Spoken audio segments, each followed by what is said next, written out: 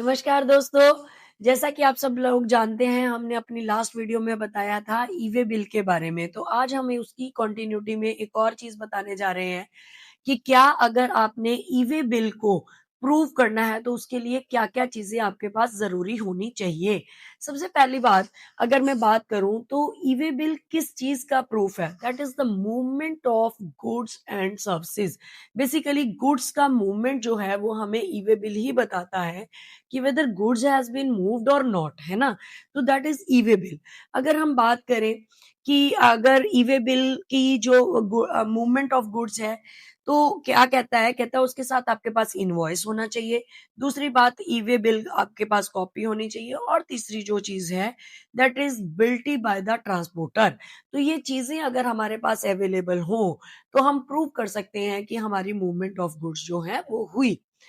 तो अगर एक डिसाइडेड केस है इलाहाबाद हाई कोर्ट का, जिसके अंदर ये कहा गया कि अगर मूवमेंट ऑफ गुड्स जो है वो if the SSC has provide और the tax payer has provide e way bill, tax bilty and the tax invoice, अगर ये तीनों चीजें अवेलेबल हो जाती हैं, तो उस केस में जो हमारा टोल प्लाजा रिसिट है that will not be as a mandate, क्योंकि उसकी कोई जरूरत नहीं है। बाकी ये तीनों चीजें हमें ये बता सकती हैं कि आपका जो ट्रांज़ैक्शन है वो फैब्रिकेटेड नहीं है, वो बिल्कुल जेन्युइन है।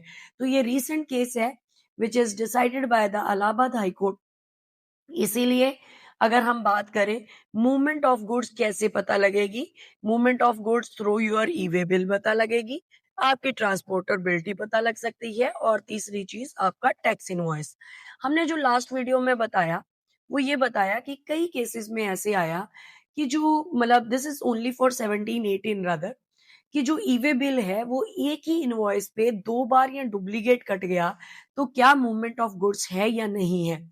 वैसे तो वो मूवमेंट ऑफ गुड्स नहीं है, बहुत सारे केसेस में, क्योंकि अर्ली इयर्स में बहुत सारे ग्लिचेस थे जहाँ पे कई बार सिंगल इनवॉइस पे 2 बार ई-वे बिल कट गया, कई बार ई-वे बिल साइट क्रैश हो गई, ऐसे बहुत सारे केसेस हुए।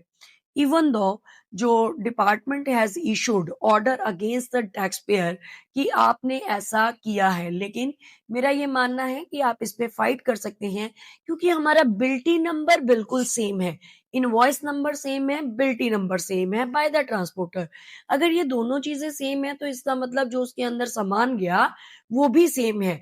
तो आप इस पे फाइट कर सकते हैं, ऑर्डर अगेंस्ट जो है आप अपील फाइल कर सकते हैं। आपके पास दूसरा ऑप्शन जो है वो अपील फाइल करने का है।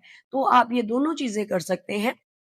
आप अपील फाइल करें, बिल्टी नंबर ढूँढें और फिर आप जो है वो डिपार्टमेंट के ऑर्डर के अगेंस्ट जा सकते हैं।